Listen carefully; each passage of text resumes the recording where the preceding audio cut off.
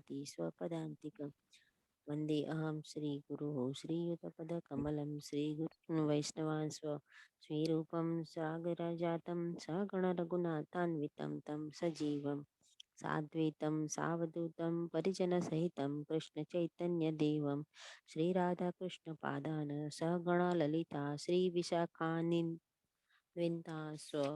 हे कृष्ण करुणा सिंधु दीनबंधु जगतपति गोपेश गोपिका कांत राधा कांत नमस्तुते तप्त कांचन गौरांगी श्री राधे वृंदावनेश्वरी वृषभानुसुते देवी प्रणमामि हरिप्रिये वंशकल्पतरुभ्यश्च कृपा सिन्धुभ्य एव च पतितानां पावनेभ्यो वैष्णवेभ्यो नमो नमः नमः ओं विष्णुपादाय कृष्णप्रेष्ठाय भूतले श्रीमते भक्ति वेदांत स्वामी नामिति नामिने नमस्ते सारस्वते देवे गौरवाणी प्रचारिणे निर्विशेष शून्यवादी पाश्चात देश तारिणे जय श्री कृष्ण चैतन्य प्रभु नित्यानंद श्री अद्वैत गदाधर श्रीवासादि गौर भक्त वृंद हरे कृष्णा कृष्ण कृष्णा हरे हरे हरे राम राम राम हरे हरे हरे कृष्ण। हरे कृष्ण माताजी, धन्यवाद माताजी। हरे कृष्ण सर्व भक्तोने। तो ચાલો આજે આપણે શરૂ કરીએ શ્રીમદ ભગવદ ગીતાનો 15મો અધ્યાય, જેનું નામ છે પૂર્ણ પુરુષોત્તમ યોગ. આ અધ્યાય પણ સૌથી નાનો અધ્યાય છે. 12મો અધ્યાય ભક્તિ યોગની જેમ આમાં પણ 20 શ્લોક છે અને આમાં બહુ સરસ આપણને જ્ઞાન મળશે. ભગવાન શ્રી કૃષ્ણ આપણને પૂર્ણ પુરુષોત્તમ પરમેશ્વરની સરસ મજાની ડેફિનેશન આપશે અને કહેશે કે હું જ પૂર્ણ પુરુષોત્તમ પરમેશ્વર છું, અને સાથે સાથે બીજી 2-3 ચીજનું બી આપણને અગત્યનું જ્ઞાન આમાંથી મળશે. હવે આ અધ્યાય શરૂ કર્યા પહેલા આપણે છે ને એક કલ્પના કરવાની છે. હવે કલ્પના એટલે કે એક ચીજ, જેમ કે આપણે રણમાં ગયા હોઈએ, જેમ કે રણ ઓફ કચ્છ છે કે પછી આપણે રાજસ્થાનનું થાર ડેઝર્ટ છે, માની લો એમાં આપણે ઊંટ ઉપર બેઠીને આપણે આખા ડેઝર્ટ સફારી કરતા હોઈએ, ત્યારે તડકો ને હોય તો આપણને શું છે, ઘણી વાર એમાં મૃગજળ જોવા મળે છે. તો તડકો પડતો હોય ઉપરથી, તો એનું જે રોશનીના ઉપરમાં થોડાક ડિસ્ટન્સમાં આપણને દેખાય કે ત્યાં એક ટાઈપનું જળ જેવું છે, એટલે કે પાણીનું ખાબોચિયું છે અથવા નાનકડું એવું કોઈ તળાવ જેવું આપણને દેખાય. પછી આપણે એની પાસે જઈએ આપણે, ત્યારે આપણને ખબર પડે કે નહીં, આપણો ખાલી ભ્રમ હતો, ત્યાં એકચ્યુઅલ નામનું મૃગજળ કોઈ છે નહીં. તો આવી ટાઈપની કલ્પના જો આપણે કરીએ, અને નોર્મલી આપણે ઘણીવાર એવો જો રણમાં આપણે ગયા હોય ફરવા, તો આપણને ઘણીવાર એવું જોવા પણ થાય છે. આપણને તો ખબર જ હોય છે કે ત્યાં પાણી છે નહીં, પણ તેમ છતાં પણ આપણને એવો ભ્રમ થાય, તો આપણે જઈને જોઈએ કે ચાલ એકવાર જોઈ આવે તો છે, કેવી રીતે ભ્રમ બી થાય છે એને બી એકચ્યુઅલમાં આપણે જોઈએ. આ એક આપણે કલ્પના છે.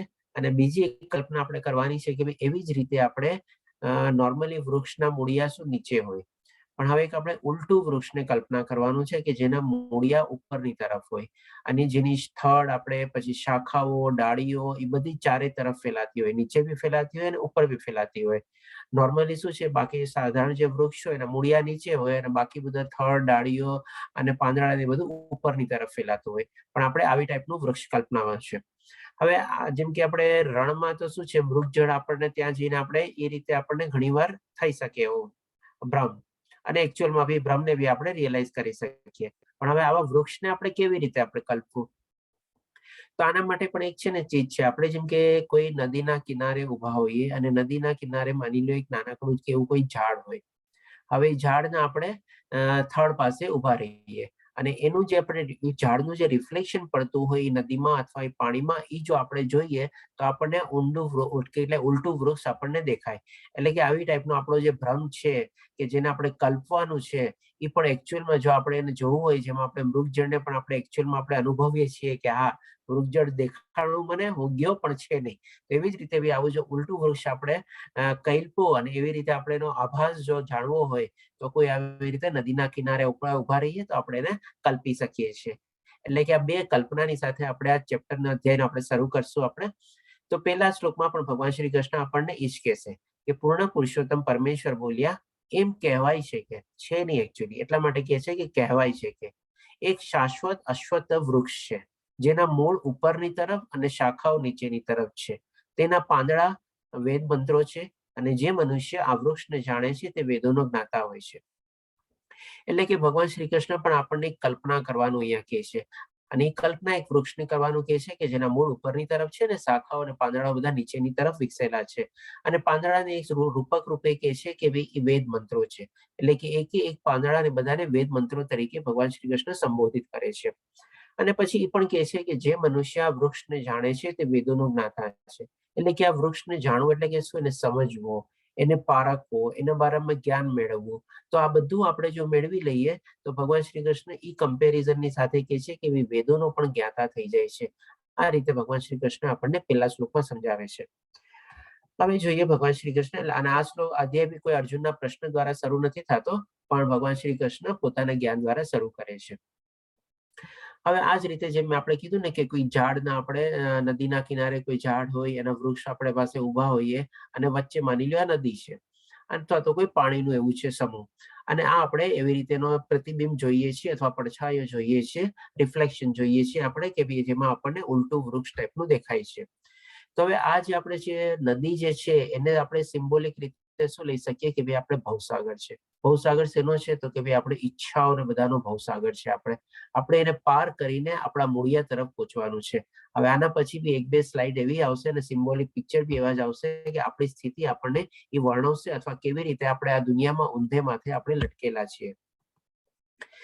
હવે આવી જ રીતે શું છે, આ તો આપણે જસ્ટ લાઈક ઓલું જે નદીના કિનારે ઉભા હોય આવી ટાઈપનું આપણને રિફ્લેક્શન દેખાય કે જેના આપણને મૂળિયા આપણે જોઈ શકીએ ઉપર છે અને નીચે બધી ડાળીઓ, થડ ને પાંદડા ને બધું છે. અને આ એકચ્યુઅલ ઝાડ છે જે આપણે માની લઈએ ઉભા હોઈએ ને આપણે એનું પ્રતિબિંબ જોતા હોઈએ એ રીતે.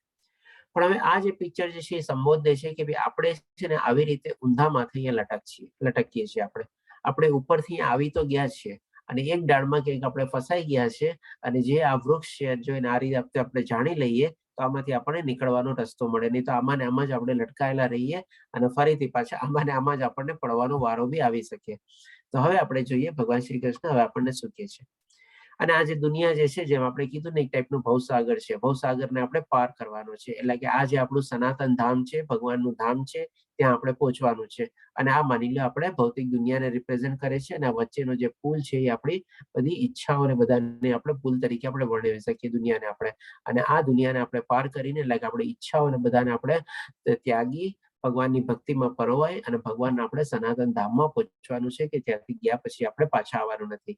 આ આપણે ટૂંકમાં કહી શકીએ કે આખા અધ્યાયનો સારાંશ બી છે આપણે. તો હવે જોઈએ ભગવાન શ્રી કૃષ્ણ શું કહે છે બીજા શ્લોકમાં.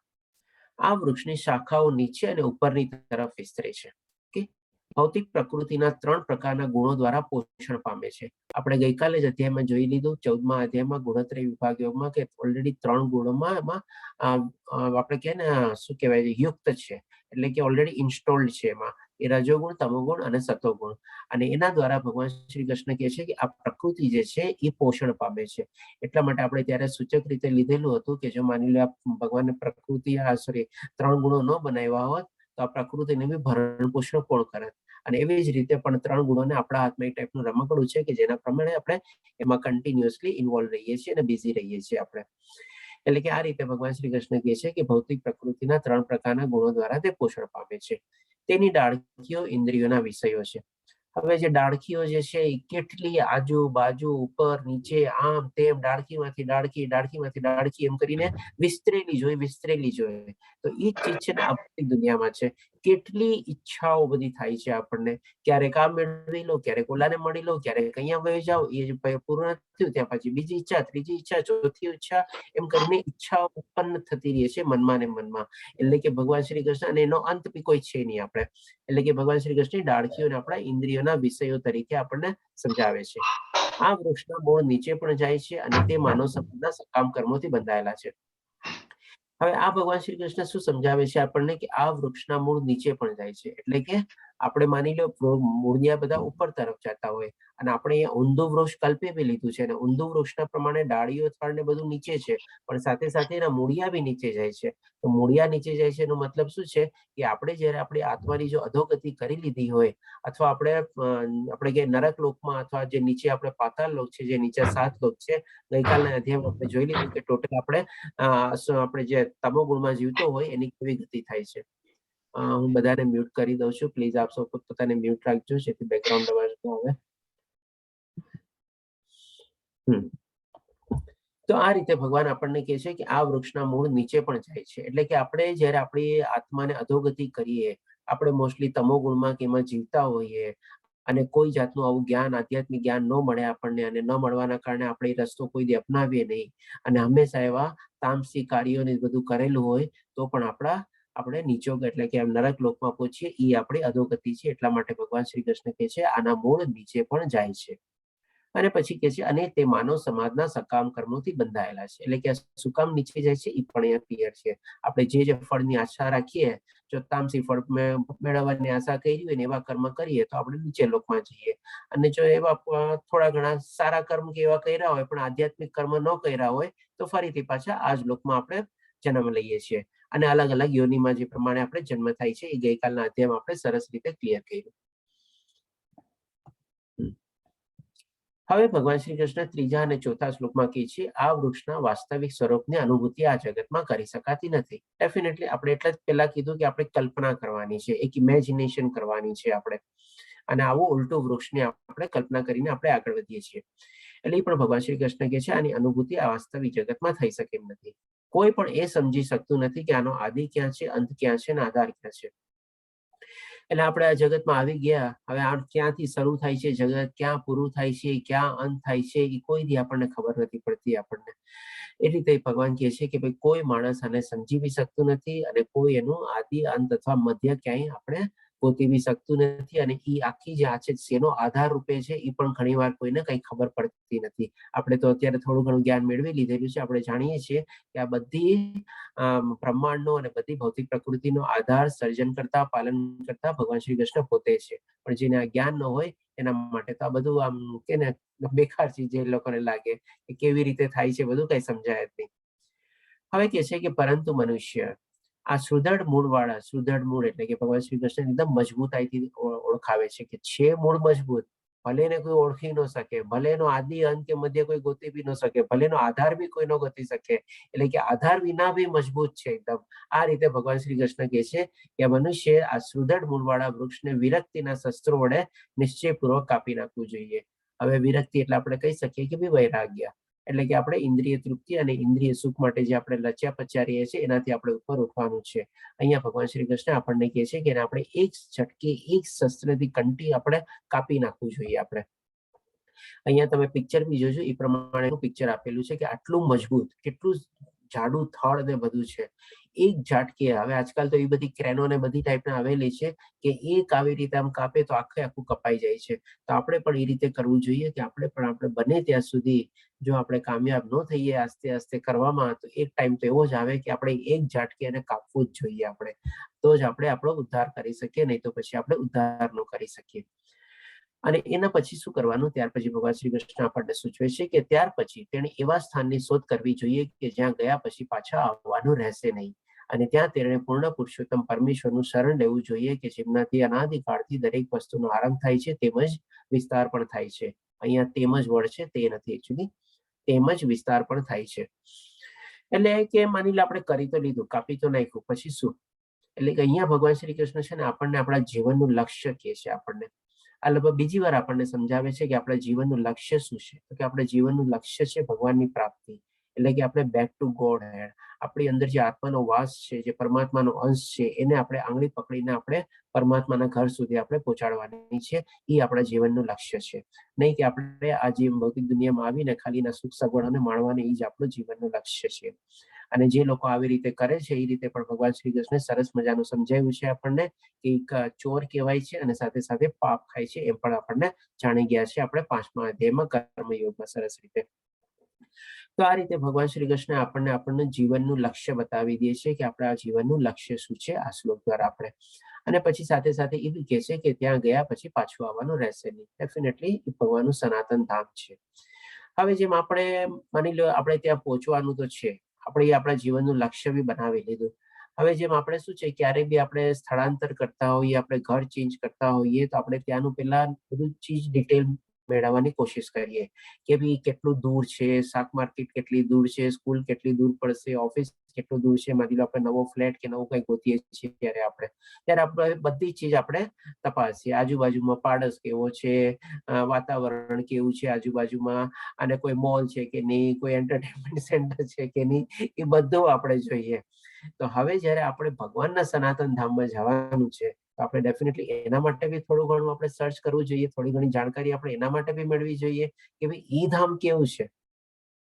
તો ચાલો હવે આપણે આજે આપણે ઈ પણ થોડું ઘણું આપણે સર્ચ કરી લઈએ અને જાણી લઈએ કે આપણે આજે ભૌતિક દુનિયા જે છે જેમાં આપણે રહીએ છીએ અને આ છોડીને જ્યાં આપણે સનાતન ધામ પહોંચવાનું છે, જે આપણું મેઇન આપણું લક્ષ્ય હોવું જોઈએ જીવનનું, તો ઈ ધામ કેવું છે. અને ત્યાંથી તો ફરીને આવવાનું પછી આપણે છે જ નહીં કોઈ દી, તો કેટલું સરસ એ ધામ હશે. ત્યાં આપણે જોઈએ કે ત્યાં એમ્યુનિટીઝ, ફેસિલિટીઝ, સુખ સગવડ ને બધું શું છે એ આપણે જાણીએ.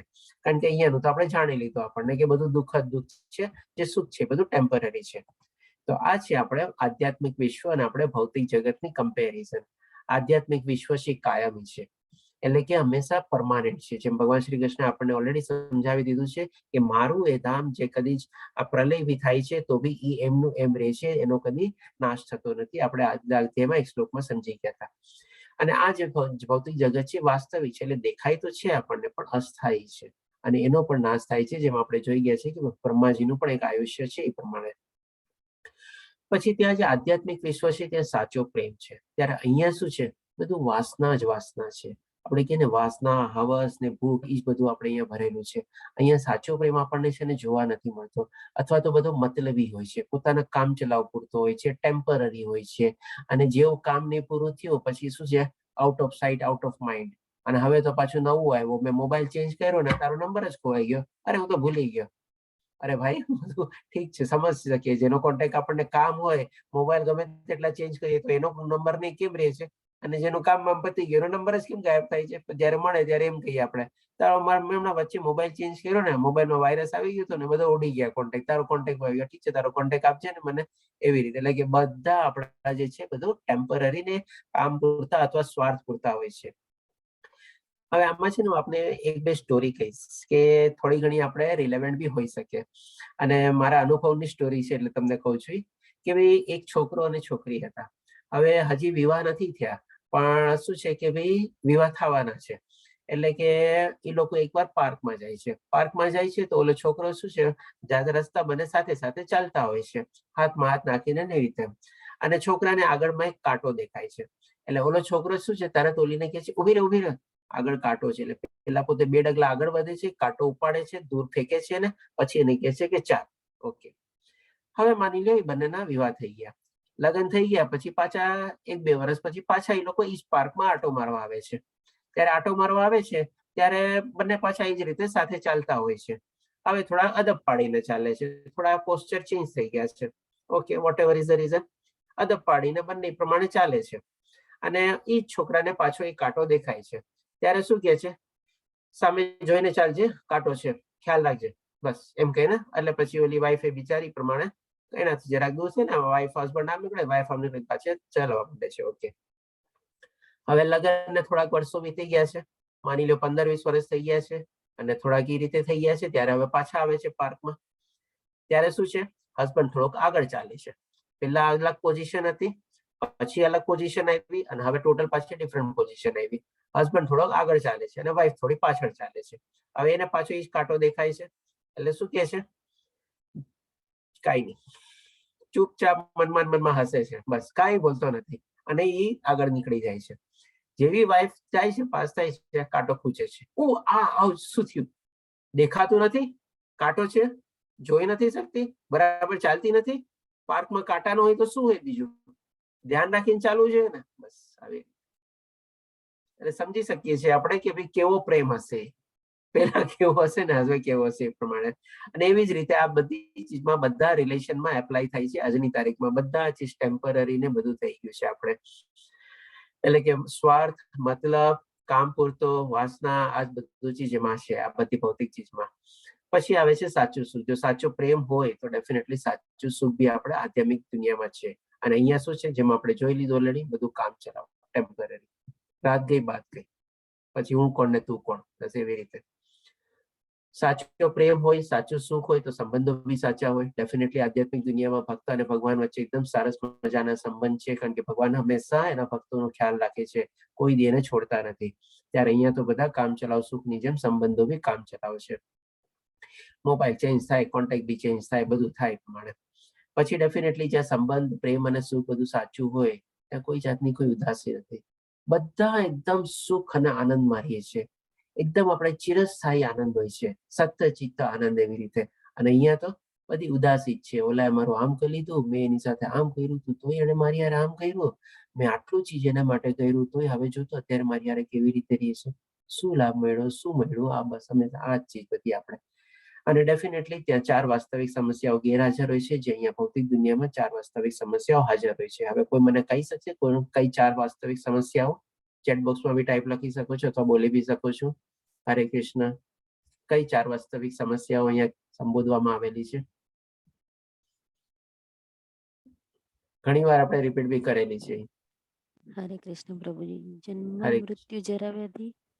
જી માતાજી. હા, તો આધ્યાત્મિક વિશ્વમાં તો એ છે જ નહીં, કારણ કે ત્યાંથી પછી પાછું આવવાનું જ નથી. અને અહીંયા જો પાછા આવ્યા તો એ પાછું આખું ચક્કરમાં આપણે ફસાવાનું છે. એટલે કે જન્મ, મૃત્યુ, જરા, વ્યાધિ આપણને રહેવાની જ છે.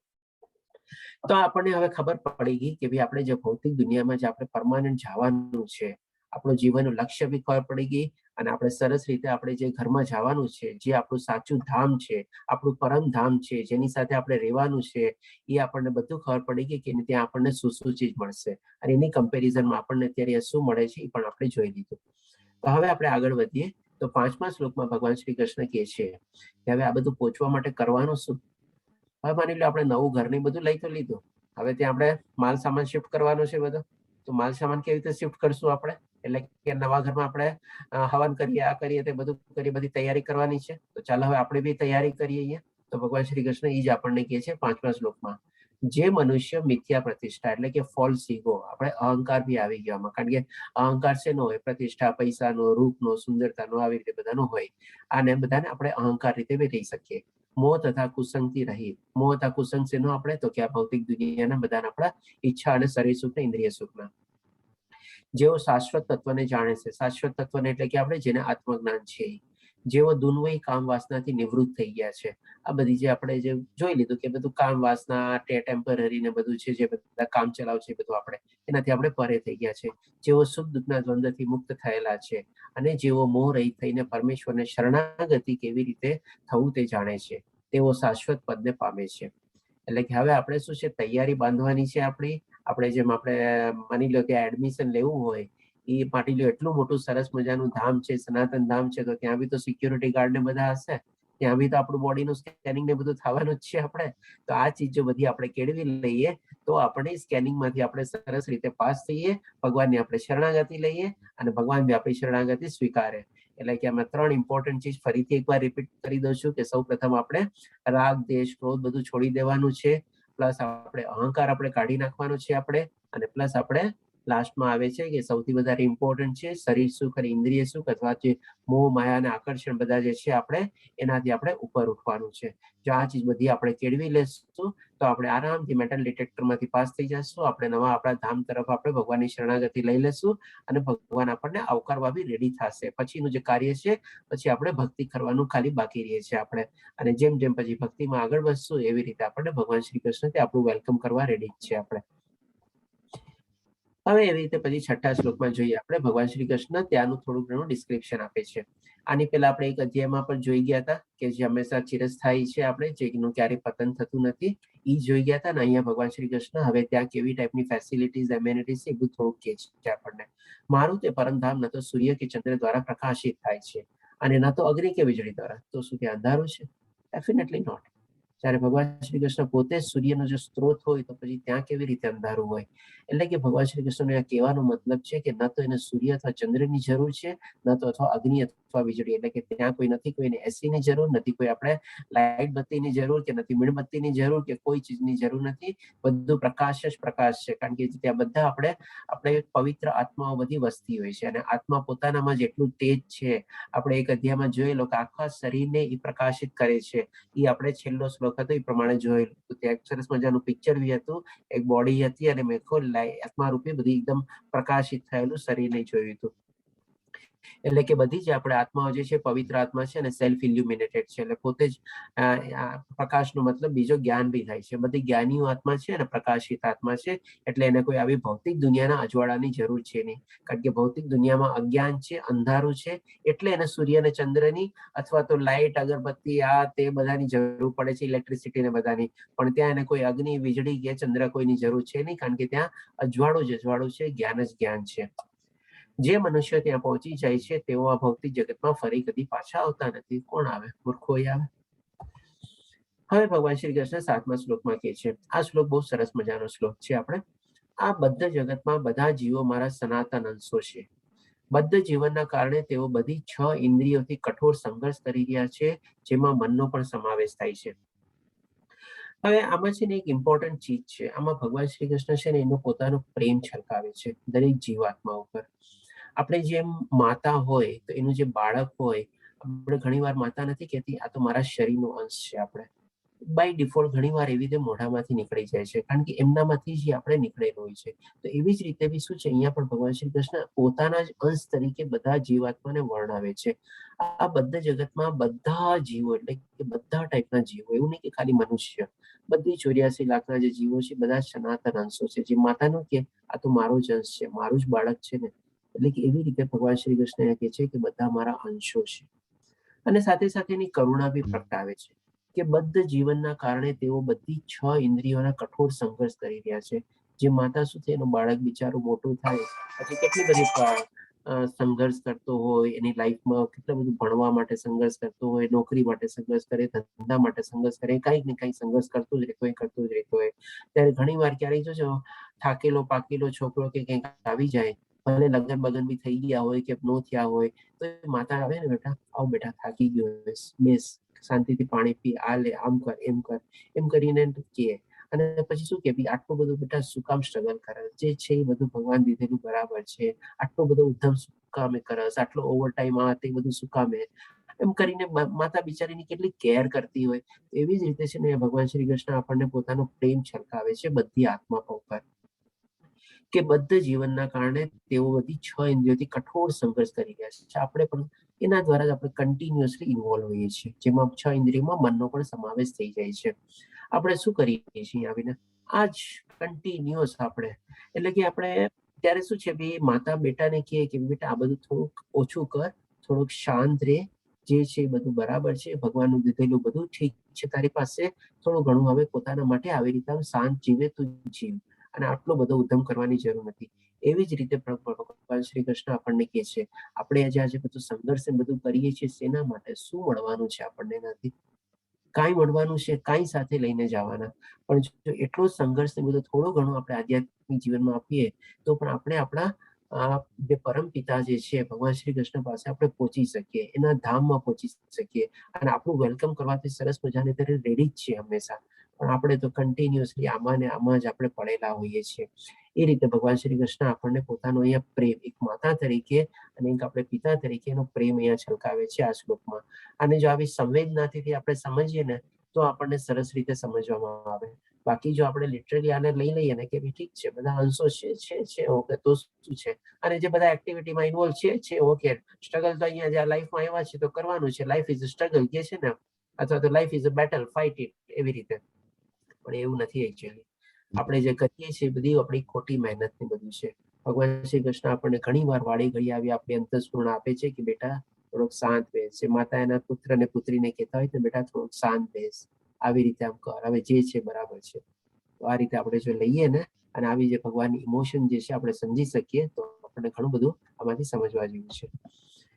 હવે 8મા શ્લોકમાં ભગવાન શ્રી કૃષ્ણ કહે છે, આ થોડીક આપણે પાછી બીજી ચીજ જાણશું આમાંથી, કે એક આત્મા જ્યારે દેહાંતર કરે છે, એટલે કે શરીર બદલે છે, ત્યારે કેવી રીતે બદલે છે. જેવી રીતે પવન સુગંધની એક સ્થળેથી બીજી સ્થળે જાય છે, તેમ જીવ આ જગતમાં પોતાના જીવનના જુદા જુદા ખ્યાલોને એક શરીરમાંથી બીજા શરીરમાં લઈ જાય છે. હવે જેનો પ્રશ્ન ઘણી વાર હોય છે ને કે આત્મા શું શું આપણી સાથે લઈ જાય છે, તો ઘણી બધી જગ્યાએ આપણને અલગ અલગ શ્લોકમાં અલગ અલગ અધ્યાયમાં આપણને જાણવા મળ્યું છે. તો અત્યાર સુધીમાં આપણે જાણીએ છીએ કે ભાઈ 8મા અધ્યાયમાં જે મરતી વેળા જેનું એનું મનસ હોય સ્વભાવ, આપણે ભરત રાજાની સ્ટોરી લીધી પ્રમાણે જ્યાં જ્યાં એનું મન અટકેલું હોય, જ્યાં જ્યાંના વિચારો અટકેલા હોય, જ્યાં એનો જીવ અટકેલો હોય એ પ્રમાણેનું શરીર પામે છે. એ ચીજ જોયું આપણે. પછી આપણે ગઈકાલના અધ્યાયમાં 14મા અધ્યાયમાં જોયું કે જે ગુણોમાં જીવતો હોય એ પ્રમાણે એની આવતી ગતિ થાય, એ જોયું આપણે. પછી અહીંયા ભગવાન શ્રી કૃષ્ણ આપણને કહે છે કે શું છે, અલગ અલગ જુદા જુદા ખ્યાલોને એક શરીરમાંથી બીજા શરીરમાં લઈ જાય છે. એટલે કે ડેફિનેટલી મરતી વેળા કેવા ખ્યાલ નહીં આવે છે એ પણ આપણી સાથે જાય છે. પેલા કેવા ભાવો થાય છે એ જાય છે, પછી કેવા આપણા ગુણો છે એ જાય છે, જે સતોગુણ, રજોગુણ, તમોગુણ, પછી કેવા આપણા ખ્યાલો છે એ જાય છે. અને એની સાથે સાથે આની પેલા એકવાર એ બી સમજાવેલું છે ભગવાન શ્રી કૃષ્ણે કે બુદ્ધિ બી આપણી સાથે જાય છે.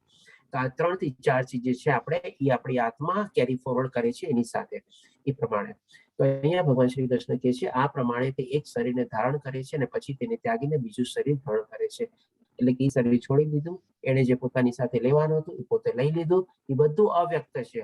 કોઈ ચીજ એવું નથી કે એને કોઈ પોકેટ હશે કે એમાં નાખી દીધું, આમાં નાખી દીધું. કારણ કે છે ને કફનને કોઈ પોકેટ હોતું નથી. તો એવી રીતે મહાત્મા બી આ બધી ચીજ જે અવ્યક્ત રૂપમાં બધું એની સાથે લઈ જાય છે. એના ખ્યાલો, એની મનસ્થિતિ, એના ગુણો, એની બુદ્ધિ, એ બધી ચીજ. હવે પછી ભગવાન શ્રી કૃષ્ણ આપણે આવતો જન્મ કેવો મળવાનો છે ને એ પણ આપણને વર્ણવે છે. પ્રમાણે જીવ, એટલે કે આ રીતે પોતાનું પેકિંગ કરી લીધું અને નીકળી ગયું શરીરમાંથી. અને એટલે કે આ પ્રમાણે જીવ બીજું સ્થૂળ શરીર ધારણ કરીને અમુક પ્રકારના કાન, આંખ, જીભ, નાક તથા સ્પર્શેન્દ્રિય પ્રાપ્ત કરે છે કે જે મનની આસપાસ જૂથમાં એકત્ર હોય છે. આ રીતે ઇન્દ્રિય વિષયોના એક વિશિષ્ટ સમૂહને ભોગવે છે. હવે આપણે એક્ઝામ્પલ લઈએ કે ભરત રાજા, એને આ ટાઈપના આંખ, કાન ને બધું હોય તો ડેફિનેટલી આવતા જન્મ હિરણનો લે છે તો આ રીતે તો આંખ, કાન ન હોય, એ થોડા બીજી રીતે એવી રીતે ટાઈપમાં આવી જાય. અથવા તો માની લો હાથીનો જન્મ લીધો હોય તો એના કાન એવી રીતે હોય ને એવી રીતે હોય. તો એ ચીજ ભગવાન શ્રી કૃષ્ણ સમજાવે છે કે જયારે સ્થૂળ શરીર ધારણ કરે ત્યારે અમુક પ્રકારના, એટલે કે પર્ટિક્યુલર જે પ્રમાણે બોડી હોય એ પ્રમાણે એની બધી ઇન્દ્રિયો ને બધું અલગ અલગ રીતે આવી જાય. જીભ ને આ તે, કોકની જીભ બહુ લાંબી હોય, કોકની જીભ બહુ ટૂંકી હોય, એવી રીતે બધા.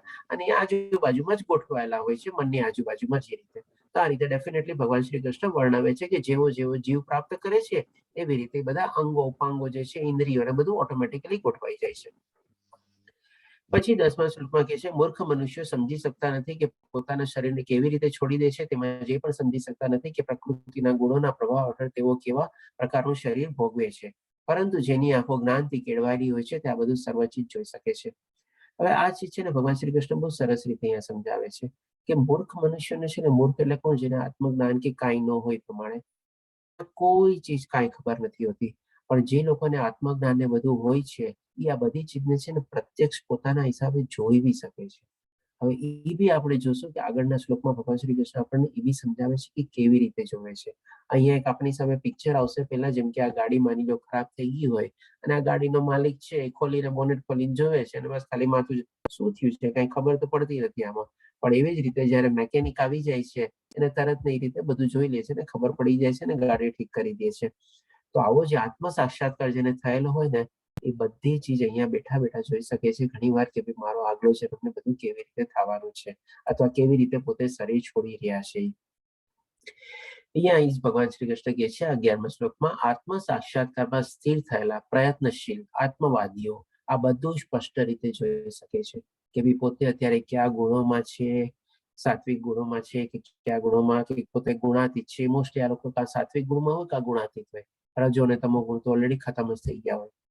કેવી એના મનમાં મનસ્થિતિ ચાલે છે, કેવા ખ્યાલો છે, એની બુદ્ધિ કેવી છે, સાત્વિક બુદ્ધિ છે, રાસ્ય બુદ્ધિ છે કે રાસ્યની પણ ન હોય, અને બુદ્ધિ કેવી રીતે આગળ ભગવાનની ભક્તિમાં પરોવાયેલી છે, બધું ચીજ પોતે છે ને જાણતા હોય. આપણે અંદર અંદર એને બધી ચીજનો અહેસાસ હોય એ રીતે. તો આ રીતે કહે છે ભગવાન શ્રી કૃષ્ણ, પરંતુ જેમના મન વિકસિત થયેલા નથી અને જેઓ આત્મ સાક્ષાત્કારમાં સ્થિર થયેલા નથી તેઓ પ્રયત્ન કરવા છતાં જોઈ શકતા નથી કે શું થઈ રહ્યું છે. એટલે કે આપણે કહીએ ને કે ભાઈ ડમ માણસો એટલે મૂર્ખા જ છે, એ લોકોને તો કઈ ખબર પડવાની જ નથી ને. પણ જેને આ રીતે આત્મ સાક્ષાત્કાર કરેલો હોય, આત્મ સંયમી હોય, હંમેશા આત્મપરાયણ હોય, તમે જોજો એટલું સરસ રીતે શાંતિથી પોતાનો દેહ છોડી દેશે ને કોઈને ઘણી વાર તો ખબર નહીં પડે અને આરામથી પ્રયાણ કરી જશે, પોતે સનાતન ધામ પહોંચી જશે. આ રીતે ભગવાન શ્રી કૃષ્ણ વર્ણવે છે બધી ચીજ. હવે થોડી પાછી બીજી ચીજ આવે છે ભગવાન શ્રી કૃષ્ણ તેમાં આ અધ્યાયમાં છે ને 6 અધ્યાય નાનો પણ 4-5 ચીજ છે ને બધી અલગ અલગ ભગવાન શ્રી કૃષ્ણ આપણને સમજાવે છે અને બહુ અગત્યની ચીજ આમાં સમજાવે છે બધી કે હું દરેક ગ્રહમાં પ્રવેશ કરું છું.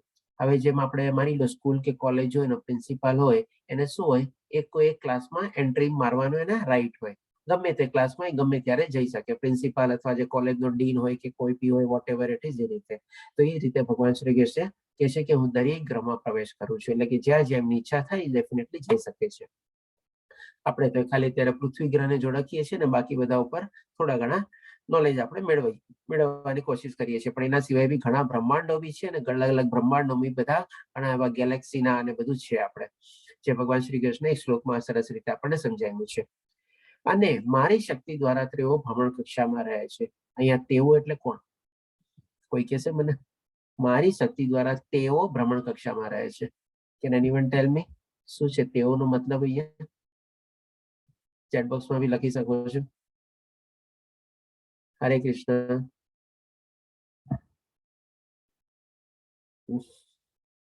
બહુ સરસ છે, બહુ સિમ્પલ છે. આમાં જ એનો જવાબ છે તેઓનો. કોઈ નહીં?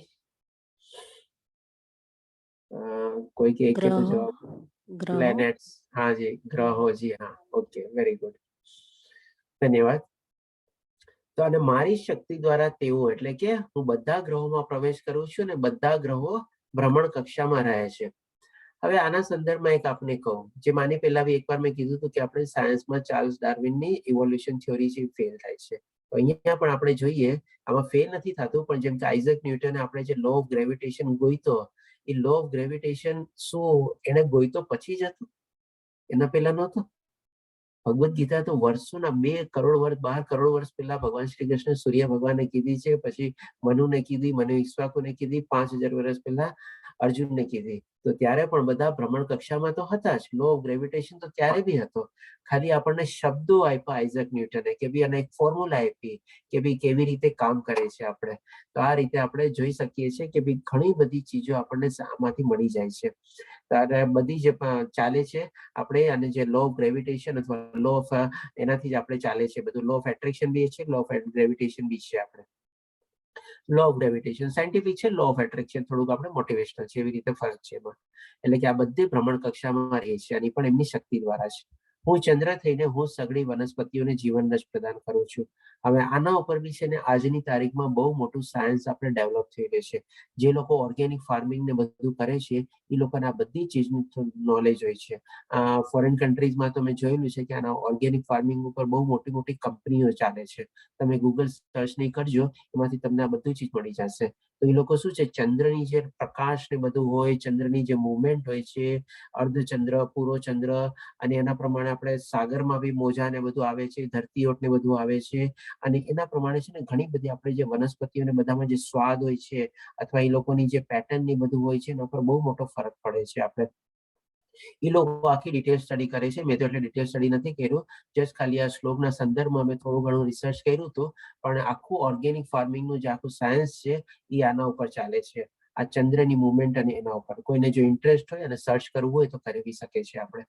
તો એ જ પ્રમાણે ભગવાન શ્રી કૃષ્ણ કહે છે હું ચંદ્ર થઈને હું સગળી વનસ્પતિઓનું જીવન રસ પ્રદાન કરું છું.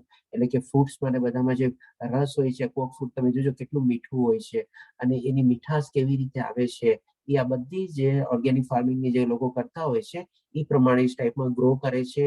ચંદ્રની મુવમેન્ટ જોઈને એ પ્રમાણે કેટલી રોશની પડવી જોઈએ, કેટલા કલાક રોશની પડવી જોઈએ, એના પ્રમાણે ફ્રૂટ કેવું પાકશે એ બધું એ લોકો જાણતા હોય છે એમાં. હવે પછી ભગવાન શ્રી કૃષ્ણ પાછી એક બીજી ચીજ આપણને કહે છે 14મા શ્લોકમાં, હું જીવ માત્રમાં શરીરમાં જઠરાગ્નિ વૈશ્વનાર છું અને હું શ્વાસ પ્રશ્વાસમાં રહીને 4 પ્રકારના અન્નનું પાચન કરું છું. સૌપ્રથમ આપણે આ જઠરાગ્નિ જોઈ લઈએ. આપણા ઇન્ટેસ્ટાઇનની અંદર એટલે કે આપણા આંતરડાની અંદર હાઇડ્રોક્લોરિક એસિડ હોય છે જેને ભગવાન શ્રી કૃષ્ણ કહે છે કે વૈશ્વનાર. આપણે જઠરાગ્નિ તરીકે જાણીએ છીએ પણ એકચ્યુઅલી વૈશ્વનાર તરીકે જણાય છે. અને હું શ્વાસમાં પ્રશ્વાસ એટલે કે આપણે જે ઓક્સિજન અને કાર્બન ડાયોક્સાઇડની જે મુવમેન્ટ થાય છે આપણે નાકથી શ્વાસ દ્વારા, એ શ્વાસ પ્રશ્વાસમાં રહીને 4 પ્રકારના અન્નનું પાચન કરું છું.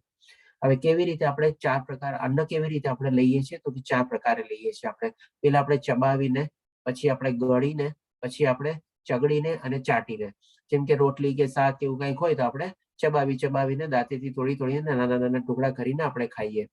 પછી જેમ કે આપણે કોઈ એવું ગળવાનું હોય, જેમ કે કોઈ દવાની ટીકડી કે એવું કઈ છે, તો આપણે જીવ મૂકીને તરત આપણે ગળી જઈએ. પછી ચાટીને કોઈ ચીજ આપણે શું છે, જેમ કે આમ સેમી સોલિડ જેવું હોય, જેમ કે આપણે માની લો શ્રીખંડ કે એવું કંઈક લઈ લઈએ, તો આપણે શું ચમચીથી આમ લઈને આપણે જરાક ચાટીએ, એવી રીતે આપણે ખાઈએ. પછી આપણે એક આવે છે ચૂસીને, જેમ કે કેરી છે, એના ગોટલા છે, એ બધા આપણે થોડું ઘણું આપણે ત્યાં ઘોળીને આપણે એને ચૂસીને ખાઈએ. એટલે કે 4 રીતે આપણે આપણો ખોરાક ખાઈએ. અને આ રીતે ભગવાન શ્રી કૃષ્ણ કહે છે અન્નનું પાચન કરું છું. એટલે કે ખાઈ તો લીધું, પછી ડાયજેસ્ટિવ સિસ્ટમ ક્યાંથી આવી? તો આપણે જોજો આ આખા ચેપ્ટરમાં આપણને ભગવાન શ્રી કૃષ્ણ આપણને ફિઝિક્સ, કેમેસ્ટ્રી, બાયોલોજી બધી ચીજનું જ્ઞાન આપે છે અહીંયા આપણને. એટલે કે 4 પ્રકારને અન્નનું પાચન કરવું છે. એટલે આખી જે ડાયજેસ્ટિવ સિસ્ટમ છે એ ભગવાન શ્રી કૃષ્ણ કહે છે હું મારા થકી ચલાવું છું માણસની અંદર. એક તો શ્વાસ પ્રશ્વાસ દ્વારા, કારણ કે આપણે જે જઠરાગ્નિ જે છે એને બળતી રાખવી જોઈએ ને. તો બળતી કેવી રીતે રહે? કારણ કે એની અંદરથી હાઇડ્રોક્લોરિક એસિડમાંથી ટાઈપની અગ્નિ નીકળતી હોય. તો આપણે જ્યારે ઓક્સિજન લઈએ છીએ એના દ્વારા એ અગ્નિ પ્રગટેલી રહે છે, અને કાર્બન ડાયોક્સાઇડ જે આપણે અગ્નિને નાશ પામે એ કાર્બન ડાયોક્સાઇડ આપણે બહાર કાઢી લઈએ છીએ. એટલે કે અગ્નિ કોઈ દી આપણે નાશ નથી પામતી. એ અગ્નિ હંમેશા જલતી અને જલતી જ આપણી જઠરાગ્નિમાં રહીએ છીએ. શેના દ્વારા? તો કે આપણા શ્વાસ પ્રશ્વાસ દ્વારા. અને જે 4 પ્રકારે આપણે ખાધું એ બધાની પાચન ક્રિયામાં આપણને હેલ્પ કરે છે. આપણને બધી ચીજ આમાં આવી જાય છે. આપણે જોઈએ ને એકવાર તો સરસ મજાનું. આપણે હવે જોઈએ આપણે 15મા શ્લોકમાં શું કહે છે ભગવાન શ્રી કૃષ્ણ. આ શ્લોક બી પાછો બહુ સરસ શ્લોક છે. આમાં પણ ભગવાન શ્રી કૃષ્ણ આપણને 2-3 ચીજ બહુ ઇમ્પોર્ટન્ટ કહે છે. હું દરેક જીવના હૃદયમાં રહેલું છે. આ તો આપણે સરસ રીતે જાણીએ છીએ. મારાથી જ સ્મૃતિ, જ્ઞાન અને વિસ્મૃતિ આવે છે. સર્વ વેદો જાણવા યોગ્ય હું જ છું. નિસંદેહ હું જ વેદોનો સંકલન કરતા છું અને સર્વ વેદોનો જ્ઞાતા પણ હું જ છું. આ પણ ચીજ આપણે ઓલરેડી જાણી ગયા છે. પણ આ જે પ્રથમ પાર્ટ છે આપણે એને થોડુંક સરસ રીતે જાણીએ કે મારાથી જ સ્મૃતિ, જ્ઞાન તથા વિસ્મૃતિ આવે છે. હવે તમે જોજો કે ભાઈ આજે આપણે ઘણી વાર સ્ટુડન્ટ લોકો હોય કે ભાઈ સર ખબર નહીં એક્ઝામ આવી ને બધું ઘણી મહેનત કરી હતી, બધું બાય હાર્ડ હતું, બધું યાદ હતું, એકદમ સરસ મજાનું હતું, પણ જેવું મારી સામે ક્વેશ્ચન પેપર આવ્યો ને હું આખો બ્લેન્ક થઈ ગયો. મને કઈ ખબર જ ન પડી. એકદમ મારી બધી મેમોરી ને બધું વહી ગયું અને કાંઈ હું બરાબર એટેમ્પ બી ન કરી શક્યો, લખી બી ન શક્યો. અને પાછું શું, જેવો એક્ઝામ દઈને બહાર આવ્યો, એક્ઝામ કમ્પ્લીટ થયા પછી ત્યારે પાછું બધું મને યાદ આવવા માંડ્યું. અરે આ ચીજ હતા, આ ત્યાં હતી, મને તો ત્યારે સ્ટ્રાઇક જ નહોતી, હું તો ત્યારે કઈ લખી જ ન શક્યો અને અત્યારે બધું મને યાદ આવે છે. તો આ જે કઈ છે ભગવાન શ્રી કૃષ્ણ મારાથી સ્મૃતિ, જ્ઞાન અને વિસ્મૃતિ આવે છે. એટલે આને થોડુંક આપણે 2 સંદર્ભમાં લઈ લઈએ. એક તો આપણે ત્યારે ભૌતિક દુનિયામાં એક દાખલો લીધો, હવે આના સંદર્ભમાં બી એક આપણે સ્ટોરી કહું. થોડી ઘણી રિલેવન્ટ બી છે, થોડી ઘણી એમાં છે આપણે હકીકતની. એક કપલ હોય છે કે જે લગભગ 30 વર્ષનું સરસ મજાનું વૈવાહિક જીવનને વિતાવે છે. આપણે જે પેલા છોકરા છોકરીનાથી શરૂ કર્યું હતું, મેં કીધું ને 2 જગ્યાએ હું આ સ્ટોરીને લઈશ. એને આપણે ત્યારે ત્યાં પડતી મૂકી, માની લો 10, 15, 20 વર્ષ થઈ ગયા છે લગ્ન ત્યાં સુધી આપણે ગયા હતા. હવે માની લો ઓર બીજા 5-10 વર્ષ જાય છે, 25-30 વર્ષ જેવા લગ્ન થઈ ગયા છે. સિલ્વર જ્યુબિલી એટેન્ડ કરેલી છે એ પ્રમાણે મને ખબર છે. લગભગ 30 વર્ષની આસપાસ એ લોકોના વૈવાહિક જીવનને છે. હવે એક ટાઈમ એવો આવે છે કે જ્યારે એ લોકો છૂટાછેડાનું વિચારે છે 30 વર્ષના દાંપત્ય જીવન પછી. અને થાય છે કે ભાઈ ચાલો ઓકે, ત્યારે કોઈ સારા માણસ પાસે એ લોકો જાય છે અને એ પ્રમાણે એને કહે છે કે તમે આપ જે બધું કરો છો ખોટું કરો છો, થોડોક તમે ટાઈમ જો ને બધું. તો એ માણસ એને વિવેકથી કહે છે કે કામ કરો, તમને છે ને હું 1 દિવસનો ટાઈમ આપું છું બંને જણને, અને તમે બંને જણ છે ને થોડા અલગ રહ્યો. હોઈ શકે તો એક ઘરની બદલે તમે બીજા ઘરમાં રહ્યો અથવા તો બીજી અલગ અલગ જગ્યા બે જાઓ. હસબન્ડ કહે છે ભાઈ ઠીક છે, કાંઈ વાંધો નહીં, હું આને ત્યાં રહી જઈશ, મારી વાઈફ બધી જ આપણા ઘરમાં છે ત્યાં. અને કહે છે કે 1 દિવસની અંદર તમારા 30 વર્ષની અંદર તમે લોકોને છે ને જેટલા જેટલા તમારા ખરાબ અનુભવ છે ને તમે બધા લખો. ગમે તેના, તમારા પતિ સાથે, તમારા સાસુ સાથે, તમારા સસરા સાથે, તમારા દીકરા સાથે, તમારી નણંદ સાથે, તમારી આ સાથે, તે જેટલા તમારા ખરાબ અનુભવ છે ને બધા તમે લખો 30. હવે બીજે દિવસે થાય છે, પૂરો 1 દિવસ પૂરો થાય છે, પછી હવે પત્ની કે છે કે મને છે ને 1 દિવસ ઓછો પડ્યો છે, મને હજી 1 દિવસ જોવે છે. અને પતિ કે છે કે ભાઈ મારું કમ્પ્લીટ થઈ ગયું છે. ત્યારે પતિ છે ને પત્ની હરખાય છે અંદર અંદર. હા, એની પાસે તો લખવા ખાતર શું હોય, મેં કઈ કહ્યું થોડી ને છે કે મેં તો એને સુખ જ આપ્યું છે, આમ કર્યું છે, તેમ કર્યું છે. પતિ બિચારો શાંત ચૂપચાપ બેઠો છે. ઓકે, એટલે પછી ઓલો માણસ કે છે કે ભાઈ ઠીક છે, તમને 1 દિવસ વધારે હજી જોવે છે, તમે 1 દિવસ વધારે લઈ લો. અને આ પ્રમાણે પતિ કહે છે કે ભાઈ ઠીક છે, ચાલ એને 1 દિવસ વધારે જોવે છે, લઈ લે, મને કાંઈ વાંધો નથી, પણ મારું કમ્પ્લીટ થઈ ગયું છે. ચાલો બીજો દિવસ લીધો, 2 દિવસ પછી પાછા એ લોકો વ્યક્તિ પાસે જાય છે અને સારી એવી સમાજની પ્રતિષ્ઠિત વ્યક્તિને બધું હતા, ઘણા લોકો એને માનતા થઈ રીતે. ત્યારે પત્ની એની સામે લિસ્ટ આખું મૂકે છે અને લગભગ 8 થી 10 પન્નાનું આખું લિસ્ટ હતું. અને તમે માનશો નહીં, એ કે છે કે આ દિવસે મારા લગ્ન થઈને હું ઘરમાં પગ મૂક્યો અને સૌથી પહેલા મારી સાસુએ મને આવી રીતે આ શબ્દો વાપર્યા. બીજે દિવસે હું જયારે કિચનમાં ગઈ ત્યારે મારા સાસુએ મને આમ કીધું. પછી એક દિવસ આવો પ્રસંગ આવ્યો, મારા સસરાએ મને આમ કીધું, તમે આમાંથી કોઈ દી સાથે આ મારો હાથ નહોતો કર્યો, તમે મારા માટે કોઈ દી ફેવરેબલ નહોતા, એમ કરીને આખું મોટું લિસ્ટ બન્યું. મારી નણંદને મારી યાર આમ કર્યું હતું, મારા દેરના જ્યાં સુધી લગ્ન નહોતા ત્યાં જે દિવસે લગ્ન થવાના હતા ત્યારે એને મને આવી રીતે આમ બોલ્યા હતા, આમ બોલ્યા હતા. બધું લખેલું હતું 8 થી 10 પાનામાં. અને છે ને હસબન્ડ ને પછી વારો આવ્યો, એટલે કે 8-10 પાનામાં લગભગ તમે માનશો ને 30 વર્ષના એને 350 પોઈન્ટ જેટલા લખેલા હતા. હવે એક પન્નામાં લગભગ 25-30 લાઈન આવી જાય, એટલે કે તમે વિચારી શકો છો 8-10 પત્તા હતા, એટલે કે 350 જેવા પોઈન્ટ એમાં લખેલા હતા. હસબન્ડ નો વાર આવ્યો. હસબન્ડે શું લખેલું હતું? ખાલી 3 લાઈન લખેલી હતી. પહેલી લાઈન કે ભાઈ હું બધું ભૂલી ગયો છું, પણ તારા હિસાબે તે જે મારા ઉપર દોષ લગાડ્યા છે એ બધા સાચા છે, હું એને નકારતો નથી. બીજી લાઈન કે મારી ફક્ત એક ભૂલ થઈ. શું ભૂલ થઈ? તો કે મેં તને પ્રેમ કર્યો અને મેં જે કાંઈ પણ કર્યું છે એ બધું મેં મારા પરિવાર માટે કરેલું છે, બસ. આના સિવાય ઉપરા એને કાંઈ નહોતું લખ્યું. હવે પછી બધા પેપર ને બધું સામે આવી ગયું અને કે છે કે ભાઈ ઓકે, હવે પત્નીને છે ને વિચારવા આવે છે. હવે ઓલો માણસ કે છે કે ચાલો હવે હું તમને હજી 1 દિવસ આપું છું, 1 દિવસ પછી તમે મને આવીને કહેજો કે તમારે છૂટાછેડા લેવા છે કે નથી લેવા. 1 દિવસ પહેલા જ હવે ઉલટું થાય છે. પત્ની આવીને કહે છે કે મને 1 દિવસ બી નથી જોતો, મારે છૂટાછેડા નથી જોતા, મારી બધી ભૂલ છે, અને પોતે બધું એડમિટ કરે છે. એ કે મેં આ બધી ચીજ યાદ રાખી ને એને જ મને કોરી ખાઈ આખી, એ જ મારો સર્વનાશ થયો. અને મારા પતિએ શું પહેલી જ લાઈન લખી, હું બધું ભૂલી ગયો છું, મને કાંઈ યાદ નથી, પણ તું જે કાંઈ કરીને મારા જે દોષ ગણાવ્યા છે એને બધાને હું સાચા માનું છું. એટલે છે ને આ લાઈફમાં બી આપણે છે ને ઘણી બધી ચીજો, જેમ ભગવાન શ્રી કૃષ્ણ તો અહીંયા કે જ છે કે મારા થકી સ્મૃતિ જ્ઞાન ને વિસ્મૃતિ આવે છે, પણ જયારે આપણે કોશિશ કરીએ ને ત્યારે, કારણ કે યાદ રાખીને બી આપણે છે ને આપણો તમોગુણ બિલ્ડઅપ કરીએ છીએ, અને ભૂલીને છે ને આપણે થોડે ઘણે આપણો રજોગુણને દૂર કરીએ છીએ અને સાત્વિક ગુણ તરફ આપણે આગળ વધીએ છીએ આપણે. કારણ કે આ બે બહુ મોટા બેનિફિટ છે આપણે આના. અને ડેફિનેટલી આપણને વચ્ચે જે જ્ઞાન જે છે એના માટે જેમ જેમ કોશિશ કરતા જઈએ, આ બધી ચીજ આપણને ભગવાન શ્રી કૃષ્ણ આપણને આવીને આપી દે છે. આ બહુ મોટી લર્નિંગ છે આપણા માટે. તો આ રીતે ભગવાન શ્રી કૃષ્ણ કહે છે કે હું મારાથી સ્મૃતિ જ્ઞાન તથા વિસ્મૃતિ આવું છે. અને હવે બીજી રીતે એવી જોઈ લઈએ કે આપણને છે ને ભગવાન શ્રી કૃષ્ણને છે ને આપણે આપણા 50 જન્મ થઈ ગયા હશે ને તો આપણે કંઈક એવું સારું કામ કર્યું હશે એનું ફળ આપણને આપશે આપશે ને આપશે જ. એના મેમોરીમાંથી ક્યારેય નથી જતું, અને આપણે ભૂલી ગયા હશું એને યાદ રહેશે. અને પ્લસ આપણે આ જન્મમાં આવ્યા છે ને, આપણી જે ગઈ જન્મ ભૂલી ગયા છે ને એ પણ આપણા માટે વરદાન રૂપ છે. કારણ કે જો ગયા આપણે જન્મ આપણે યાદ રાખશું ને આપણે ઓર આપણી ખરાબ અવસ્થા થવાની છે. પણ ભગવાન શ્રી કૃષ્ણ પાસે બધો જ એકાઉન્ટ છે આપણો, અને જે સારા કર્મો છે એના ફળ બી આપણને જન્મો જન્માંતર પછી બી મળવાના છે, અને ખરાબ એવા કંઈ કર્યા છે તો પણ એ નથી ભૂલવાના આપણને, એના આપણને ફળ પણ મળશે આપણને. આપણે જો એવી સરસ રીતે શરણાગતિને બધી લીધેલું હશે તો કદાચ આપણા પાપ કર્મોને આપણે માફ બી કરી દેશે, બાળી બી દેશે. એ રીતે પણ ભગવાન શ્રી કૃષ્ણ કહે છે. તો એક બહુ સરસ મજાની ઇમ્પોર્ટન્ટ લર્નિંગ હતી અને બહુ સરસ શ્લોક હતો આપણે.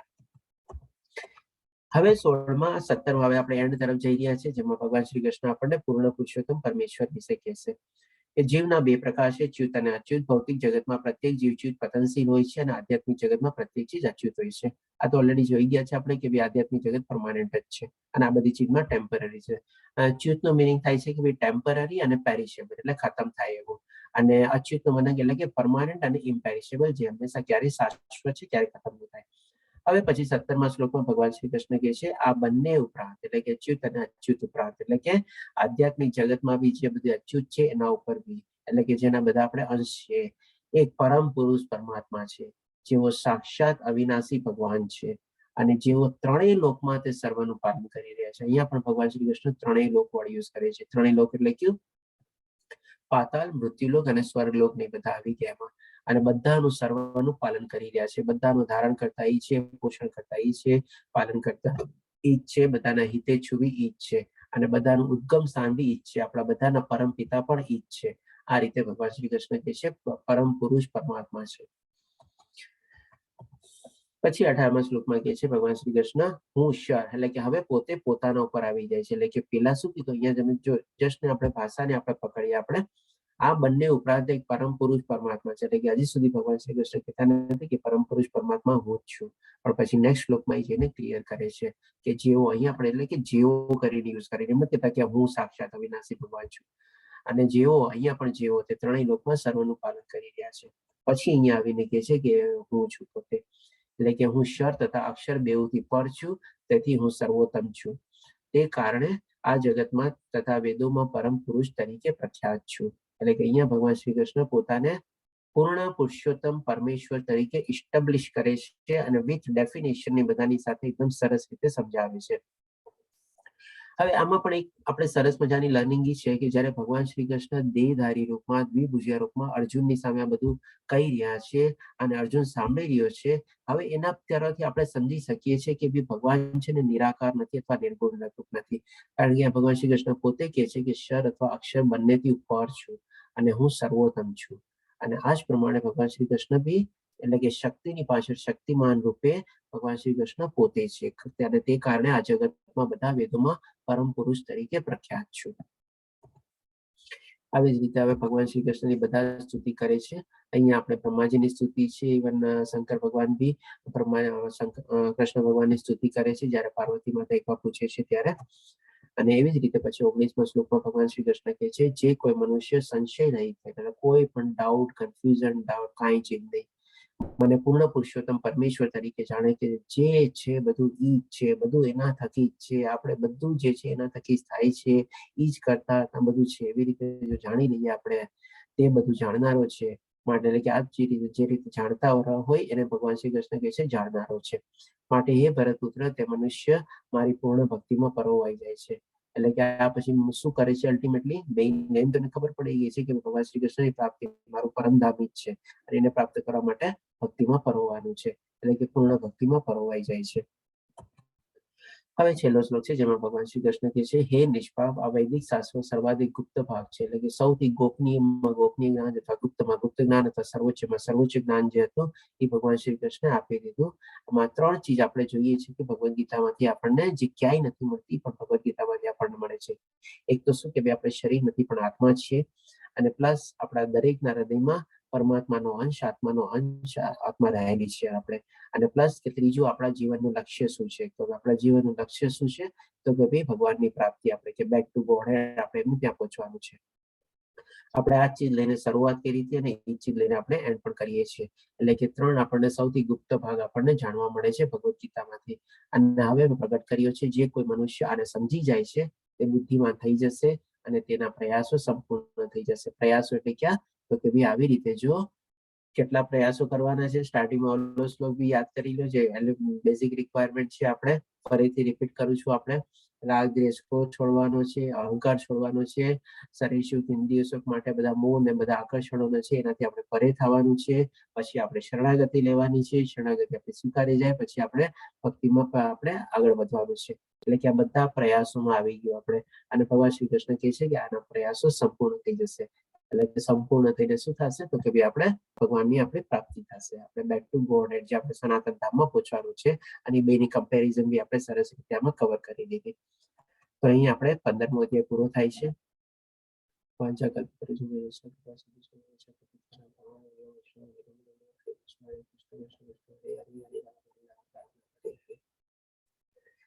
ચાલો હવે કોઈ પ્રશ્ન હોય તો લઈ શકીએ છીએ આપણે, ટાઈમ જ પૂરું થઈ ગયું છે. હરે કૃષ્ણ.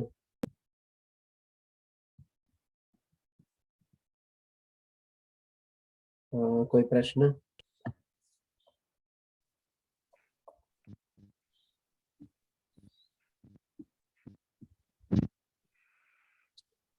જી શોભના બેન માતાજી, કહેવા માંગો છો, પૂછવા માંગો છો? મારી તબિયત સારી નથી રહેતી તો હું સુતા સુતા જઉં તો સાંભળું તો વાંધો નહીં ને? ના તબિયત ખરાબ છે એટલે બરાબર છે, બાકી નોર્મલી સુતા સુતા થોડુંક એવોઇડ કરો તો સારું છે, પણ હવે તબિયતના કારણે તો આપણે લાચાર છીએ એની સામે. જી મહેશ પ્રભુજી, આપનો હેન્ડ રેઝ છે, પૂછી શકો છો. પ્રભુ આ ક્ષર અને અક્ષરની જે વાત કરી એ ચેતનની વસ્તુ ને જળ વસ્તુની વાત છે. હા એ જ છે. સ્થાવર જંગમ ચેતન અચેતન જળ ચેતન બધું જ આવી ગયું એમાં. એટલે કે moving non moving living non living બધી ચીજ આવી ગઈ. અલગ અલગ 2-3 ટાઈપના કોમ્બિનેશન વર્ડ વપરાણા છે અલગ અલગ શ્લોકમાં, પણ ભાવાર્થી જ છે. ઓકે, ધન્યવાદ પ્રભુ. હરે કૃષ્ણ. બીજા કોઈ પ્રશ્ન? હરે કૃષ્ણ પ્રભુજી. ઓકે, હરે કૃષ્ણ. રાજેન્દ્ર પ્રભુજી પૂછી શકો છો આપ. આ જે વૃક્ષ બતાવ્યું છે એની જે પ્રતિભા છે ઊંધી કેમ બતાવી છે? એનું કઈ કારણ સ્પેસિફિક? શું કીધું તમે? વૃક્ષ દેખાડે છે ને સીધું જ બતાવ્યું છે, ઊંધું દેખાડ્યું છે. રાજેન્દ્ર પ્રભુજી ક્લિયર નથી આપણો પ્રશ્ન, જરા ફરીથી કે. કલ્પવૃક્ષ જે વૃક્ષ બતાવ્યું પહેલા શ્લોકમાં એ ઊંધું કેમ બતાવ્યું છે?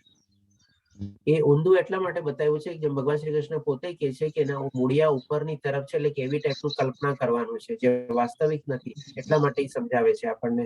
અને એના મૂળિયા નીચે તરફ બી જાય છે, ડાળીઓ પાંદડા અને બધા બી નીચે તરફ વધે છે અને ઉપરની તરફ બી વધે છે, એટલા માટે. કારણ કે આપણે ઉપરથી જ બધા આવેલા છીએ. આપણે ભગવાનનું ધામ તો ઉપરમાં છે ને, કૃષ્ણ લોક વૈકુંઠ લોક ત્યાં છે, અને એ જ બધાના જન્મદાતા ને પ્રદાતા ને બધું જે છે આપણે બધાના આવેલા છે, આપણે બધા ઉપરથી, એટલે કે આપણા બધાના મૂળિયા ઉપર છે. એટલે કે બેક ટુ ગોડ આપણે જે કહીએ ને, જો આપણા મૂળિયા ઉપર હોય અને આ નીચેની તરફ બધું વિકસેલું હોય તો એ જ આપણે ઉલટું કલ્પના વૃક્ષ જ આપણે અનુમાનિત કરવાનું છે અથવા ઇમેજિન કરવાનું છે, એવી રીતે કે છે આપણને. મતલબ કે સિમ્બોલિક છે. સિમ્બોલિક, હા. મતલબ કે કોઈ બી ચીજ મૂળ પકડવાનું. આપણે ભગવાનને જો પ્રાપ્ત કરવા હોય તો ભગવાનનું મૂળ સ્વરૂપ જે છે એ પકડવાનું. એક્ઝેક્ટલી, બરાબર. એ રીતે બી લઈ શકીએ આપણે. અને એટલે કે દેહધારી રૂપમાં જ આપણે ભગવાનને પૂજવાના છે અને એમાં ભગવાનની ભક્તિ થઈ શકે. બાકી જો નિરાકાર અથવા નિર્ગુણ રૂપમાં પૂજીએ તો એમાં લોકોને આપણે વિલીન થઈ જાય છે. ભગવાનને પ્રાપ્ત નથી કરી શકતા એ લોકો, નિરાકાર રૂપમાં વિલીન થઈ જાય છે. બસ એનું એન્ડ ત્યાં થઈ જાય છે. બરાબર. મૂળ એટલે ચરણ, એટલે ચરણ એટલે શરણ. ધન્યવાદ. પૂજ્ય પ્રભુજી, આપણે ચેટ બોક્સમાં કંઈક ટાઈપ કર્યું છે, શું પૂછવા માંગો છો? જરા પૂછો ને, ક્લિયર કરો ને. હરે કૃષ્ણ પ્રભુજી. હરે કૃષ્ણ પ્રભુજી. મારો ક્વેશ્ચન એ હતો કે ભગવાન શ્રી કૃષ્ણની ભક્તિ કરીએ છીએ આપણે, તો જે ગ્રહોની જે ઇફેક્ટ હોય છે કુંડલીમાં, બરાબર, તો શું એની ઇફેક્ટ 0 થઈ જાય આપણે કૃષ્ણ કોન્શિયસ પૂરેપૂરું થઈ જઈએ તો? ડેફિનેટલી યસ જસ પ્રભુજી. 0 થાય અથવા તો એની ઘણી ઓછી બી થઈ જાય. આપણે જે પ્રમાણે આપણે જો શરણાગતિ લીધેલી હોય અને જે આપણે પ્રમાણે ભક્તિ માર્ગમાં આગળ વધેલા હોય, તો જેમ ભગવાન શ્રી કૃષ્ણ કીધેલું છે કે એના બધા પાપ કર્મો હું બાળી નાખું છું અને બધા પાપ કર્મો નષ્ટ થાય છે, તો ડેફિનેટલી આપણે એનો દોષ આપણે ઓછો બી કરી શકીએ અથવા તો સમાપ્ત બી કરી શકીએ છીએ આપણે. ઓકે પ્રભુજી, હરે કૃષ્ણ. હરે કૃષ્ણ. હરે કૃષ્ણ પ્રભુજી. હરે કૃષ્ણ માતાજી, બોલો. એટલે હમણાં જે તમે કહ્યું એ પ્રમાણે કે હર જીવનો જન્મ ગ્રહ નક્ષત્ર પ્રમાણે જે થાય છે એ પ્રમાણે અમુક ગ્રહોના અસરથી જીવનને અસર થાય છે. એ ભગવાનને શરણાગત થયા પછી ગ્રહોના અસર ખતમ થઈ જાય છે. ખતમ બી થઈ શકે છે, ઓછા બી થઈ શકે છે. આપણે બંને થઈ શકે છે. ડિપેન્ડ કરે છે બી આપણા સૌથી પહેલા તો કર્મ કેવા હતા, એટલે કેટલા ખરાબ કર્મ કર્યા હતા, એટલે એ રીતે, અને કેવી રૂપમાં આપણે એની સામે શરણાગતિ લીધેલી છે, બંને ચીજ ઉપર ડિપેન્ડ છે. હમણાં જો અમુક પર્ટિક્યુલર વસ્તુથી લઈને આપણને તકલીફ છે તો ભગવદ્ ગીતામાં પણ કહ્યું છે કે તમારે ભૌતિક જીવનમાં ભૌતિક જરૂરિયાતો માટે દેવી દેવતાઓ, તો ગ્રહોની ને દેવી દેવતાઓની પૂજા કરવાથી ભૌતિક વસ્તુઓ માટે થઈને આપણને થોડો રાહત મળે છે કે તો એ પૂજા વિધિને કરવું જોઈએ કે પછી ખાલી કૃષ્ણ ભાવનામાં જ રહીને આપણે પ્રભુને પ્રાર્થના કરીએ તો આપણને અસર કમ પડે? ઓકે માતાજી, તમારો પ્રશ્ન સારો છે. ડેફિનેટલી તમે જો આપણે પૂજા વિધિ જે કરતા હોય, હું એમ નહીં કહું કે તમે એને બંધ કરી દો, પણ જેમ આપણે જો કૃષ્ણમય ભાવનાથી આપણે આગળ વધીએ ને તો એમાં ઓટોમેટિકલી બધા દેવી દેવતાની પૂજા ને બધું એમાં આવી ગયું, ગ્રહ પૂજા બી આવી ગયું ને બધું આવી ગયું, કારણ કે બધાનો સ્ત્રોત તો એ પોતે જ છે. એટલે કે જે તમે કરો છો એ કન્ટિન્યુ કરો, પણ સાથે સાથે આપણે કૃષ્ણમય ભાવનાને તમે ઓર જોડતા જાઓ કે જેથી કરીને તમારો ઓલ પર્પઝ સર્વ થઈ જશે આપણે, અને ઓલું એક પર્ટિક્યુલર ઓલાથી પર્પઝ સર્વ થશે. અને જેમ ભગવાન શ્રી કૃષ્ણે કીધું છે બધાને ફળ બી હું આપું છું, પણ એ ફળ બી શું છે કે વિધિ વિધાન પ્રમાણે નથી મેળવેલું હોતું, અને ઘણી વાર ફળ બી છે ને ટેમ્પરરી ફળ હોય છે, પરમાનન્ટ ફળ નથી હોતું. એટલે કે જો આપણને પરમાનન્ટ ફળ જોતું હોય, સાચું ફળ જોતું હોય અને કાયમી ફળ જોતું હોય આપણને, આપણે ડેફિનેટલી કૃષ્ણમય આપણે થવું જ પડે. આપણે ઓલામાંથી આપણને ટેમ્પરરી બેનિફિટ મળી જાય છે. ને પ્રભુજી, આપણે જે દુનિયામાં જાણીએ છીએ કે ત્રિદેવ છે, બ્રહ્મદેવ, વિષ્ણુદેવ અને મહાદેવ. તો ભગવાનની, આપણે વિષ્ણુ ભગવાનની શરણાગતિ લીધા પછી આપણને આ બધું કાંઈ જોવાની જરૂરત જ નહીં પડે કે આપણને મોક્ષ મળશે ને આપણે ગોલોકમાં જઈશું. ને મહાદેવને પૂજા કરવાથી પણ શું ફાયદો થાય? મતલબ કે ભૌતિક જીવનમાં ફાયદો થાય કે આધ્યાત્મિક જીવનમાં? ભૌતિક જીવનમાં તો થોડો ઘણો ફાયદો થતો હશે, આપણને ટેમ્પરરી બેનિફિટ મળી જાય છે. અને આધ્યાત્મિક જીવનમાં આપણે જોઈએ ને તો બધા અલગ અલગ લોક છે. જેમ કે કૃષ્ણ ભગવાન આપણે જાણીએ છીએ કે ગોલક અથવા કૃષ્ણલોક અથવા વૈકુંઠ લોક, ત્યાં ગયા પછી આપણે પાછું આવવાનું નથી. હવે એની નીચેના જેટલા બી લોક છે ને એ બધા આપણે હોઈ શકે ઉચ્ચતર લોકની ડેફિનેશનમાં આવે છે. ઉચ્ચતર લોકમાં આપણે મહાદેવનું લોક આવી ગયું, બ્રહ્મ લોક આવી ગયું, સૂર્ય લોક આવી ગયું, બધા અલગ અલગ લોક છે. તો એ લોકમાં બી જો આપણે પહોંચીએ તો જે ભગવાન શ્રી કૃષ્ણએ ક્લિયર કરેલું છે કે એમાંથી બી જ્યારે એના પુણ્ય કર્મોને બધા ખતમ થઈ જાય, ત્યાં એના ભોગવી લીધા હોય બધા પુણ્ય કર્મો, ફરીથી પાછું એને મૃત્યુ લોકમાં તો આવવું જ પડે છે. પણ એ ખાલી કૃષ્ણ લોક અને વૈકુંઠ લોકમાં જો આપણે પહોંચીએ એટલે કે એને સનાતન ધામ તરીકે ભગવાન શ્રી કૃષ્ણએ કીધેલું છે, અને ત્યાં ગયા પછી આપણે પાછા આવતા નથી. હોઈ શકે આપણે સ્વર્ગલોકમાં હજારો વર્ષો રહી શકે, એટલા સારા કર્મોને બધું કર્યા, પણ પછી શું 1000 વર્ષ પછી પાછું તો અહીંયા આવવાનું જ ને. એટલે સ્વર્ગલોકમાં ઇન્દ્રદેવના અંડરમાં આપણે રહીએ અને હા, સ્વર્ગલોકમાં ઇન્દ્રલોક બી આવી ગયો, આપણે શિવલોક બી આવી ગયું, સૂર્યલોક બી આવી ગયું, બ્રહ્મલોક બી આવી ગયું, બધું આવી ગયું. એટલે શિવલોક બી અલગ રીતે છે. જો મહાદેવની પૂજા કરવાથી આપણે શિવલોકમાં પણ જન્મ લઈ શકીએ છીએ. હા, ભગવાન શ્રી કૃષ્ણ અને શંકર ભગવાન બે માં છે ને બહુ એટલો ફરક નથી, આપણે કહી શકીએ દૂધ દહીં જેટલો જ ફરક છે. કારણ કે ભગવાન શંકર છે ને એ મહાદેવજી એટલે કે સૌથી સરસ એકદમ શ્રેષ્ઠતમ ભગવાનના ભક્ત છે. આપણે સૌથી મોટા પેલા વૈષ્ણવની ડેફિનેશનમાં ભગવાન શિવજીનું નામ લેવામાં આવે છે, અને એટલા માટે બધા દેવોના દેવ મહાદેવ તરીકે બી પ્રખ્યાત છે. બહુ થીન લાઈન ડિફરન્સ છે આપણે ભગવાન શંકરમાં અને વિષ્ણુ ભગવાનમાં. એટલે એ આપણે ટોટલ છે ને 64 ગુણ છે આપણે ભગવાન શ્રી કૃષ્ણમાં, જેમાંથી આપણે કહી શકીએ કે ભાઈ લગભગ આપણે સમજો ને કે 50 જેવા ગુણ છે ને આપણા અંદરમાં બી હોય છે. પછી જે આપણે થોડાક ડિફરન્શિએટ થાય છે 14 ગુણોની વચ્ચે આપણે બ્રહ્મા, શિવ અને વિષ્ણુ બધા આવી જાય છે આપણે. બરાબર. હવે બ્રહ્માદેવ સંસારના કરતા છે, બનાવે છે, એટલે વિષ્ણુ ભગવાન એનું સંચાલન કરે છે, અને મહાદેવ એમનું વિનાશ એટલે મૃત્યુનું એ જુએ છે. એ વસ્તુમાં મને સમજ તો પડી, પણ હવે જીવનો ઉદ્ધાર માટે થઈને મહાદેવ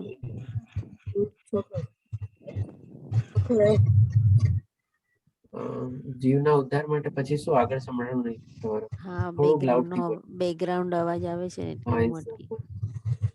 એટલે મહાદેવ મૃત્યુના માટે એ કરે છે, તો આપણે ભગવાન વિષ્ણુના માં ભક્તિ કરવાથી આપણી પ્રગતિ થઈને ગોલોકમાં જઈએ છીએ. તો મૃત્યુ મહાદેવની ઈચ્છાથી આપણને મળે કે આપણે કૃષ્ણ ભગવાનની ભક્તિથી મોક્ષ લઈએ એવી રીતે? ના, મૃત્યુ તો છે ને આપણા કર્મના ગતિના પ્રમાણે જ થાય. આપણે મહાદેવની ઈચ્છા પ્રમાણે બી ન થાય, વિષ્ણુ ભગવાનની બી ઈચ્છા પ્રમાણે ન થાય. જે પ્રમાણે આપણા કર્મ ને બધું હોય, જે પ્રમાણે આપણો ભાવ હોય, જે પ્રમાણે ખ્યાલ હોય, એ પ્રમાણે આપણી ગતિ થાય નિશ્ચિત કે આપણે ક્યાં જશું આપણે. અને જે તમે કીધું ને કે બ્રહ્માજી આપણે સૃષ્ટિને બનાવી, તો એકચ્યુઅલી બ્રહ્માજીને ભગવાન શ્રી કૃષ્ણ બનાવ્યા છે, અને એના થકી બધી આ સૃષ્ટિ બનેલી છે. બ્રહ્માજી સૃષ્ટિ નથી બનાવી. હા, એ જ. હા, કૃષ્ણ ભગવાને બ્રહ્માજીને બનાવ્યો ને બ્રહ્માજીને બ્રહ્માજી બનાવ્યા છે. સૃષ્ટિ બનાવી. હા, ધન્યવાદ પ્રભુજી. હરે કૃષ્ણ. ધન્યવાદ માતાજી. ઓકે, ચાલો બીજા કોઈ પ્રશ્ન? કાલનો અધ્યાય બહુ સરસ છે, 16મો અધ્યાય દેવાસુર વિભાગ્યો, જેમાં આપણને ફરીથી જાણવા મળશે કે દૈવી ગુણ શું શું છે અને અસુરી ગુણ શું શું છે. અને સાથે એમાં ભગવાન શ્રી કૃષ્ણ આપણને એ બી સમજાવશે કે નરકના દ્વાર કોણ ક્યાં ક્યાં છે, જેને આપણે હંમેશા માટે બંધ કરી દેવા જોઈએ. આપ સૌને વિનંતી, મારી સાથે જોડાયેલા રહેજો. 3 અધ્યાય બાકી છે, સરસ રીતે આપણે સંપન્ન કરશું. હરે કૃષ્ણ સર્વે ભક્તોને. કાલે હરે ફરીથી કૃષ્ણ મળશું. પ્રભુજી. હરે કૃષ્ણ પ્રભુજી, હરે કૃષ્ણ. હરે કૃષ્ણ. હરે કૃષ્ણ હરે રામ. હરે કૃષ્ણ હરે કૃષ્ણ.